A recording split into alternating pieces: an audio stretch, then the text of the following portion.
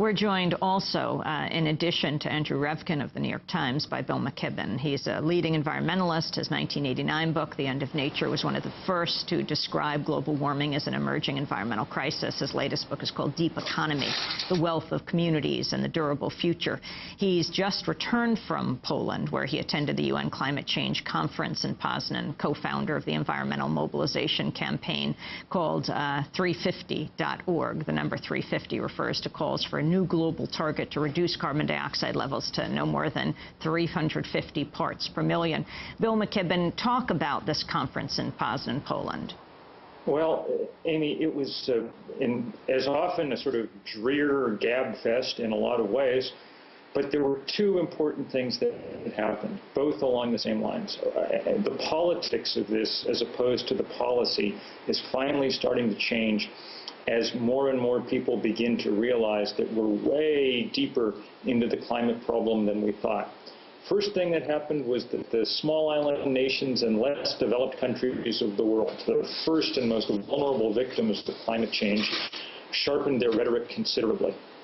They started talking about survivability and asking other nations, many of which complied, to sign a pledge saying that whatever they did, they would try to build a climate policy that allowed all nations of the world to survive, not to sink beneath the rising seas or the expanding deserts. I mean, we're seriously talking in the not too distant future about hauling flags down outside the UN because those countries no longer exist. That began to sharpen the rhetoric. The other thing that happened, and you didn't play this clip from Gore's speech, but it's the one that got him by far the longest and lustiest round of applause, was when he said, and this was a enormous breakthrough, that we have to start aiming for 350 parts per million CO2. That sounds like a small technical change from 450 parts per million, the current goal, but in fact, it changes every aspect of this debate. Since we're already past 350, we're at about 387 parts per million now. That's why the Arctic is melting. It means that we have to treat this as the full-on emergency that it is, not one more problem on a long list, but the absolute central keystone problem that we have to go to work on in the most impassioned way right now. Now, look, the momentum of the talks is such that they'll kind of drag on in their current form for a while. Towards Copenhagen next December. But I think that the reality of the physics and chemistry of the atmosphere is beginning to overtake the political reality that's been the main feature of these talks. We're going to see a much sharpened, much heightened debate with a lot more people getting a lot angrier and demanding actual change. I should say Bill McKibben is joining us from his home by Democracy Now! Video stream.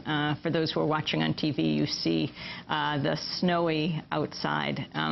Bill McKibben, just back from Poland. Andrew Revkin also wrote extensively about what was happening in Poznan, about this north-south, this wealthy nation, poorer nation divide. Can you elaborate on that, Andrew? Yeah, well, in 2007 already, we wrote a long series of stories called The Climate Divide, which was illustrating one of the most uncomfortable realities about climate change, which is that the countries that are most vulnerable to climate extremes right now, even before you add the big pulse of what would come from the buildup of greenhouse gases, they're not the countries that have any history emitting the gases that are starting to cause the change. So there's this sense of obligation of the rich countries to act. And what it's doing, it's intensifying this long-standing, festering kind of north-south, what are you going to do for us question. And again, it's getting more intense. You see in Africa, the African Union in 2007 had some very strong statements about, again, and actually, what's really strange is Europe and some of the greener countries involved with Kyoto, they're pressing Africa to worry about greenhouse gases, even as Africa is saying, hey, you guys have the entire history of building this problem, so what are you going to do for us? It's just, and how that plays out, I don't know. It's going to be tough because strangely, the IPCC projections from last year, this big intergovernmental panel on climate that came out with these 4 reports, the 4th in 20 years and 4 big chapters, they, if you look in there, oddly, the agricultural productivity, for example, of the northern hemisphere, places like where we live, may actually go up for a while because of longer growing seasons before we hit our own wall. So the countries that are least able to deal with this right now are saying, move. Our citizenry is sort of sitting around, and even our in some cases governments are saying, well, you know, maybe we don't need to move so fast. And you get this really strong sense of a dynamic that could be very real trouble. You're going to see more and more of this kind of yelling. Now, how that resolves, I don't know. And Bill McKibben, how did it play out at the conference, the stopping of any kind of serious arrival at some kind of goals to cut greenhouse gas emissions? Oh, no one expected this conference to do that. This was an interim thing. Everybody's waiting to see what happens in Washington. But the real bottom line is that what we need between now and Copenhagen, if anything is going to happen, is a movement. And that we can really sense beginning to build there in Poland.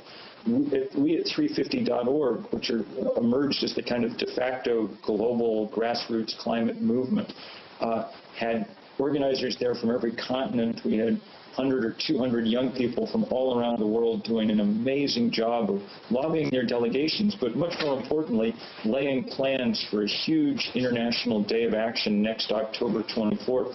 We got some little sense of what that was going to look like during the week when we organized a little demonstration almost as a test in the Himalayan nation of Ladakh.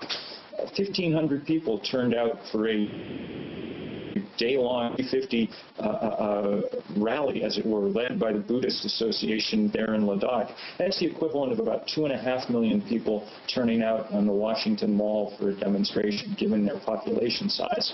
I think it gives some sense of the kind of movement that's beginning to build around the world, especially in poor nations, but also in rich ones, to demand real change. If we can bring it together at 350.org before Copenhagen, we have a chance of really changing that debate. Bill McKibben, Greenpeace, Ruckus Society, Rainforest Action Network, all organizing around this March 2nd anti-coal plant civil disobedience. Where is the coal plant that you're organizing against? This is, if the people in Ladakh are doing what they need to do, one of the things we have to do in this country is take on our dependence on coal, where 50% of our electricity comes from. On March 2nd, a bunch of us will be organizing the first big mass civil disobedience in this country around coal outside the coal-fired power plant that powers the nation's capital. Wendell Berry and I just sent out a letter, the Kentucky farmer and writer, asking people please to come for this first big event. You can find more information at the Rainforest Action Network website, or just Google civil disobedience March 2nd, Washington. And it's going to be in the China light. We've done a pretty good job in the last 2 years on blocking new coal-fired power plants. We need now to take on the whole question of coal. Jim Hansen of NASA, our greatest climatologist, said recently that if the entire world is not out of the business of burning coal by 2030, and the developed world well before that, there's no way that we'll ever get back to 350 parts per million. We will have put too much carbon into the atmosphere. And where this is job one. Where this coal-fired plant is exactly? Outside D.C., outside the nation's capital? Just outside the capital. In fact, you can, it's an incredible view with the smokestack from it, dropping coal soot all over the poor people of Washington, but right past the smokestack, you get a beautiful view of the Capitol Dome. Bill McKibben, I'd like to ask you to stay with us. We're going to break. But last comment, Andrew Revkin of the New York Times, on where you see the direction of the Obama energy team going. Well, there's two directions, legislation and innovation. And legislation is going to be all focused on trying to finally to get through Congress a cap and trading system. That's what Obama said he was going to push for. There's disagreement among economists and some environmental experts on whether that's better than an outright tax on the carbon content in fuels. But it's going to be a challenge there because coal and energy are not sort of red state, blue state issues. They're black state issues, meaning there are fossil states that are Democratic, there are fossil states that are Republican, and that's what makes this so dogged and challenging politically. On the other side, though, it's clear, and again, Dr. Chu at the Energy Department recognizes that we've completely disinvested in energy research in this country for the last 30 years, as has Europe. The same deal. We've just sort of put it on It's like we plug in and don't think about it. And when you look at our energy research budget compared to our budget for the National Institutes of Health, for what happened during the Apollo program, those were tens of billions of dollars a year to go to the moon to fight cancer, and $80 billion a year to fight wars. That's basic research. Our basic research budget for energy, including getting more coal out of the ground, not just solar panels, is $1 billion a year. It's chump change. Andrew Revkin, thanks so much for being with us from the New York Times. This is Democracy Now!